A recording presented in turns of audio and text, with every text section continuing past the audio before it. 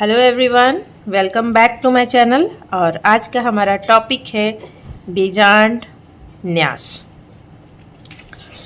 इसमें प्रत्येक अंडक के किनारों के उत्तक विकास को बीजांडासन का निर्माण करते हैं, जो कोष्ठक बनने के बाद अंडक की अभ्यच सीवनी पर स्थित होते हैं। अंडाशय में बीजांडासन की विभिन्न व्यवस्थाओं को बीजांड न्यास कहते हैं। बीजांड बीजांडासन पर विकसित होते हैं। बीजांड न्यास के प्रकार कौन कौन से हैं? तो फर्स्ट है हमारा सीमांत।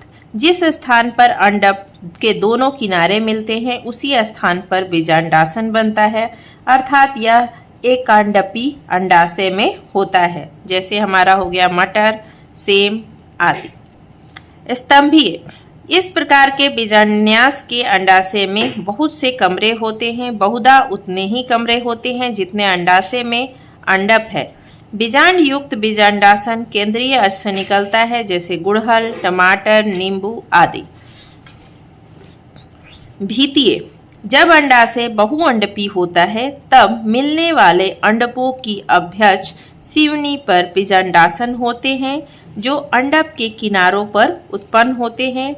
जैसे हमारा हो गया सरसों, भरमंडा। ये हमारा क्या है, इस प्रकार का फिगर हमारा हो जाएगा भीतीय। ठीक। 4 हो गया है मुक्त स्तंभीय। इस अवस्था में बीजांडासन केंद्रीय अक्ष के चारों तरफ विकसित होते हैं तथा उन पर बीजांड होते हैं। ऐसा अंडाशय एक कोष्ठकी होता है, जैसे डायंथस प्राइमूला में। ये हमारा क्या है, मुक्त स्तंभीय, मतलब कि इसका स्तंभ जो होता है वो हमारा मुक्त होता है। यहाँ पर इनके आधार से ये लगे हुए नहीं है। यहाँ था हमारा कि ये भीतियों से हमारा अंडाशय लगा हुआ था, तो इसमें ये क्या है, ये हमारा मुक्त है, मुक्त अवस्था में। फर्स्ट में अगर यहाँ देखेंगे स्तंभ में, तो स्तंभ से ये क्या है, जुड़ा हुआ है। सीमांत में कि ये क्या है, जिस स्थान पर अंडक के दोनों किनारे मिलेंगे उस स्थान पर ही बीजांडासन बनता है। और यह क्या होता है, एकांडपी होता है, मतलब कि एक ही होता है, एक ही अंडक। फिर आता है इसका नेक्स्ट पार्ट, आधारी। आधारी, इस प्रकार के बीजांडन्यास में एक कमरा होता है और बीजांडासन सीधे पुष्पासन में केवल एक बीजांड अंडाशय के आधार पर रहता है, जैसे सूर्यमुखी, गेंदा में। तो यहाँ हमारा हो जाएगा आधारी, मतलब कि इनके आधार से बीजांडासन लगे रहते हैं, जैसे कि सूर्यमुखी फूल या गेंदा फूल में। नेक्स्ट है परिभीतीय। इस अवस्था में अंडाशय जो होते हैं बहुकोष्ठकी होता है तथा कोष्ठकों की भीतरी सतह पर बीजांडासन उत्पन्न होते हैं और उन पर बीजांड लगे होते हैं, जैसे कुमुदनी में। तो ये हमारा क्या है, अंडाशय ये परिभीतीय है, जो भीति पर तो लगा है, और बहुकोष्ठकी होते हैं और इनके भीतरी सतह पर बीजांडासन उत्पन्न होते हैं और उन पर बीजांड लगे होते हैं, जैसे कि हमारा कुमुदनी फूल। ठीक है। अब इसके बाद आता है नेक्स्ट, बीजांड के बाद फल। अब बीजांडासन हो चुका है, अब फल का निर्माण होगा। तो इसके बाद क्या होता है कि फल सभी पुष्पी पौधों का लाक्षणिक गुण है। फल सभी पुष्पी पौधों का लाक्षणिक गुण है। फल परिपक्व अंडाशय से निषेचन के उपरांत बनता है। जब परिपक्व अंडाशय से निषेचन होगा हमारा किसका, परागकण का, तब वो क्या बनेगा, फल। तो कुछ अंडाशय बिना निषेचन के ही फल बन जाते हैं, इसीलिए उनको क्या कहा जाता है, पार्थेनोकार्पिक फल कहा जाता है। साधारणतः फल में एक भीति होती है, जिसे हम लोग फल भीति कहा जाता है। फल भीति अंडाशय भीति के परिपक्व होने पर बनती है। फल के अंदर बीज होते हैं। फल जो होते हैं वो शुष्क और गुद्देदार दोनों हो जाते हैं। फल भीति चौड़ी और गुद्देदार होती है। वह 3 भागों में विभक्त होती है। बाहर की ओर एक पतली भीति होती है, जिसे हम लोग क्या कहा जाता है, इपिकार। बीच का जो मांसल गुद्देदार भाग होता है उसे हम लोग मीजोकार्प कहते हैं। अंदर की ओर जो भीतियां काष्ठीय होती है, मतलब कि जैसे गुठली बोला जाता है, उन्हें क्या कहा जाता है, एंडोकार्प। आम और नारियल में फल अष्ठी फल होता है, मतलब कि वो एंठल होता है, अष्ठल होता है, मतलब कि उसमें गुठली होती है, इसलिए यह एक अंडपी उच्च अंडाशय से बनता है।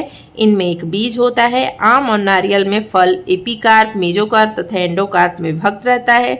नारियल में जो मध्य भित्ति होती है वो होती है रेशेदार होती है। जो हमारा जो मध्य फल भित्ति है जिसको रेशे से करके निकालते हैं, ये वाला पार्ट हमारा क्या कहलाता है, इसमें मध्य भित्ति। यहाँ वो पार्ट हो जाएगा हमारा एपिकार्प, मतलब कि फल पहला भित्ति। इसके बाद आता है हमारा बीज। बीजांड निषेचन के पश्चात बीज के रूप में विकसित होते हैं। बीज में बीजावरण भ्रूण के चारों ओर से ढके रहते हैं। जिन पौधों में एक बीजपत्र होता है उन्हें एक बीजपत्री तथा जिनमें दो बीजपत्र होते हैं उन्हें द्विबीजपत्री कहा जाता है।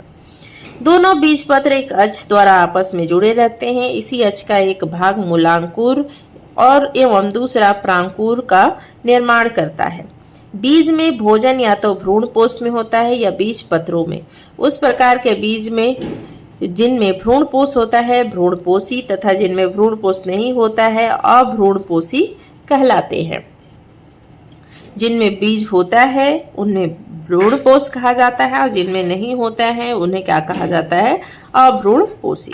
द्विबीजपत्री बीज की संरचना किस प्रकार होती है। बीज की सबसे बाहरी भित्ति को हम लोग बीजावरण, मतलब कि बीज का आवरण कहा जाता है। बीजावरण दो अध्यावरणों का बना होता है। बीजावरण की बाहरी खोल को बीज चोल तथा अंदर के खोल को हम लोग टेगमेन कहते हैं।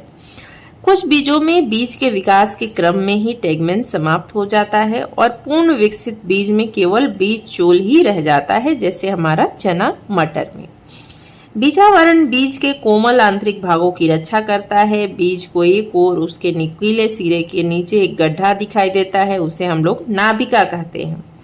नाभिका के ठीक ऊपर एक बारीक दरार या छेद दिखाई देता है जिसे हम लोग क्या कहते हैं, बीजांड द्वार। बीजावरण के नीचे भ्रूण होता है। भ्रूण में दो सफेद गुद्देदार संरचनाएं होती हैं जिन्हें कहा जाता है बीज पत्र।